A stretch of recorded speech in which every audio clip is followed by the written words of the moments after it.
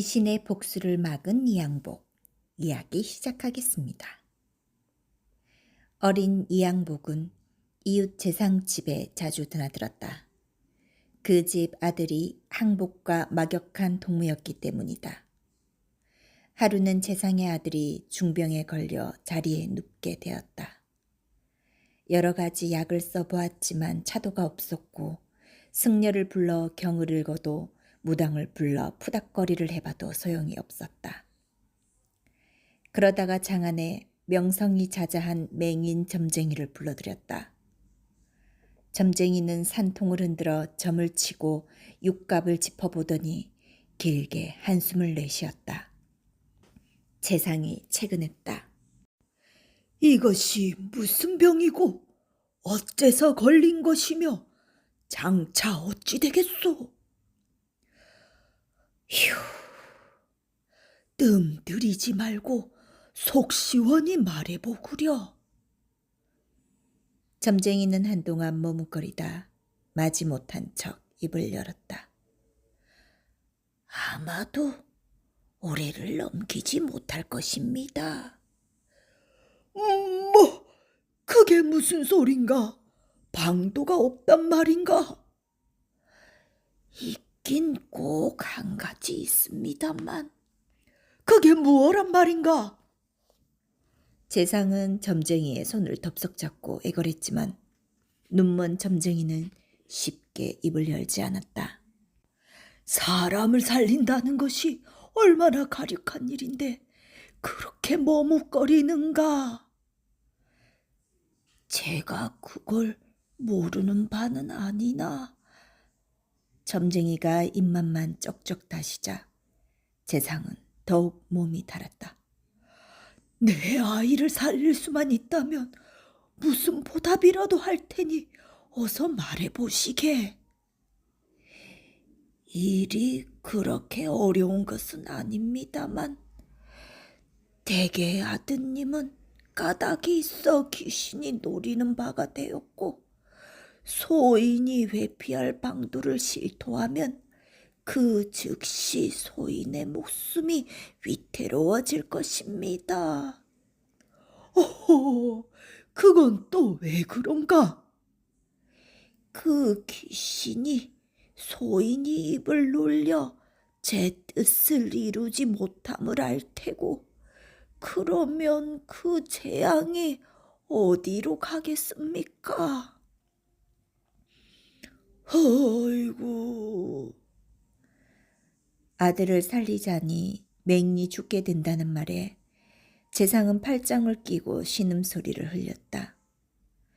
아무리 다급해도 그렇지 내가 죽더라도 내 아들만을 살리라고 하기는 어려운 일이었다. 자기는 더 이상 할 수 있는 일이 없다는 듯 점쟁이가 주섬주섬 산통 등 늘어놓았던 물건들을 챙기기 시작했다. 더 곤란한 청이 나오기 전에 일어나려는 생각에서였다. 그런데 점쟁이가 막 일어서려고 할 때 미닫이 문이 벌컥 열리더니 한 여인이 안으로 뛰어들어왔다. 그녀는 점쟁이의 멱살을 와락 움켜잡았는데 한 손에는 시퍼런 단도가 들려 있었다. 그녀는 재상의 며느리였다. 이놈! 부인이 탄도로 점쟁이의 목을 겨누며 호령했다. 내 문 밖에서 다 들었다. 창졸간에 벌어진 일이라 재상은 멍하니 쳐다보기만 할 뿐이었다. 듣자 하니 너는 사람을 구할 방도를 알고 있으면서도 입을 봉하고 있으니 괘씸하기 그지없구나. 내 비록 봉사이긴 하나 지금 내가 들고 있는 것이 칼임을 짐작할 것이다. 부인의 협박에 맹이는 몸을 부들부들 떨었다. 자, 이 칼로 너 죽고 나 죽자. 넌 병자가 죽음을 면할 방도를 알면서도 구하려 하지 않으니 내 손에 죽어 마땅하다. 또 난 지아비를 잃게 되었고 사람 목숨도 해치게 되었으니 마땅히 또한 죽을 것이다. 이 칼로 너를 죽이고 나도 죽어버릴 것이다. 잠깐만. 점쟁이의 낯이 흑빛이 되어 부들부들 떨면서 감긴 눈을 연신 바들거렸다. 무슨 할 말이 있느냐? 소인은 이래도 죽고 저래도 죽게 되었으니 결국 죽기는 매한가지일. 말을 안 하면 소인도 죽고 병자도 돌아갈 것이요. 말을 하면 소인만 죽고 병자는 살 테니 두 목숨보다는 한 목숨을 잃는 것이 낫겠지요. 그래서 병자의 젊은 부인은 여전히 점쟁이의 멱살을 놓지 않았다. 다름이 아니라 대개 바깥 어른을 이항복 도련님과 함께 계시게 하면 애군을 물리칠 수 있을 것입니다.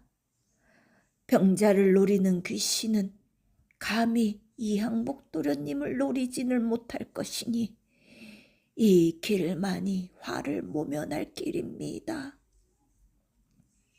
말을 마친 맹인은 식은땀을 흘리며 기진맥진했고 재상의 며느리도 허탈함에 무너져 단도를 내려놓았다.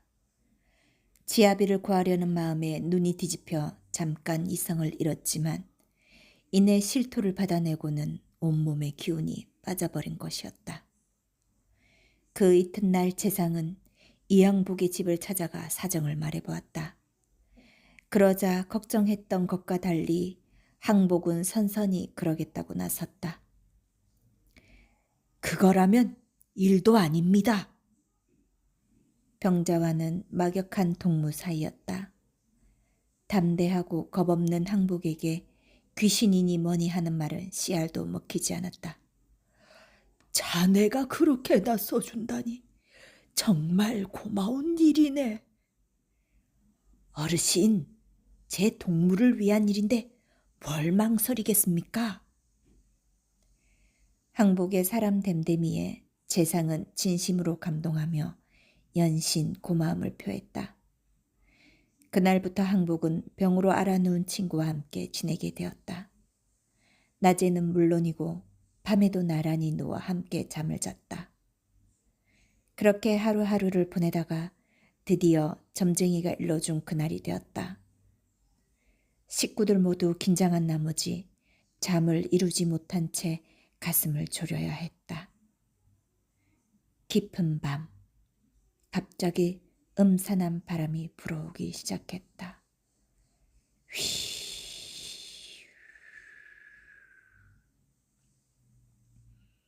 바람과 함께 음산한 기운이 미닫이 문 사이로 스며들었고 흔들리는 등잔불이 금방이라도 꺼질 것만 같았다. 그러더니 느닷없이 방 한 귀퉁이에서 손에 칼을 든 귀신이 나타났다. 금방이라도 불을 뿜을 듯한 눈에 입은 귀까지 찢어졌으며 들고 있는 칼은 등잔불 밑에서 푸른 기운을 내뿜고 있었다. 귀신은 금방이라도 병자에게 달려들려고 하다가 옆에 있는 이항복을 발견하고는 멈칫했다. 이보시오, 좀 비키시오. 그러나 상대가 누구인가? 이항복은 꿈쩍도 하지 않은 채 귀신을 빤히 노려보았다. 넌 누구냐? 귀신이 칼끝으로 한창 열에 들떠 누워있는 병자를 가리키며 말했다. 나는 전생에 저자와 큰 원한이 맺힌 사이요. 그래서 지금 밀린 복수를 하러 온 것이니 어서 저자를 내게 내어주시오. 만일 이를 방해한다면 당신까지 해치고 말겠소. 그러나 이항복은 조금도 물러서지 않았다. 그럼 어디 맘대로 해보거라. 항복이 꿈쩍도 하지 않자 귀신도 더 이상 다가서지 못한 채 주위를 서성거렸고 그 사이에 점점 시간을 흘러갔다. 그러다가 새벽이 가까워지자 다급해진 귀신은 부득부득 이를 갈았다. 감히 누가 이런 수작질을 알려준 거지? 내가 이 양복만은 당해낼 수 없다는 걸 가르쳐준 건 아마 그 봉사놈이렸다. 내 그놈을 그냥 내버려둘 수 없다. 뿌윰히 새벽빛이 스며들자 일순간의 음산한 냉기와 함께 귀신은 자취를 감추었다. 그렇듯 큰 탈 없이 나를 세운 식구들은 모두 안도의 한숨을 내쉬었고 병자는 눈에 띄게 회복되었다. 그리고 그날 오후 맹인 점쟁이의 집에서 사람이 찾아왔다. 대감, 오늘 새벽에 저희 아버님이 돌아가셨습니다. 그 말에 세상의 식구들은 점쟁이의 생전 예언을 떠올리며 또 한 번 가슴을 쓸어내려야 했다.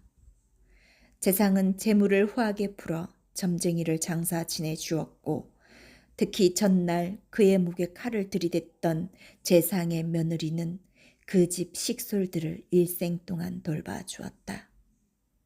이는 기이담에 적힌 이야기다.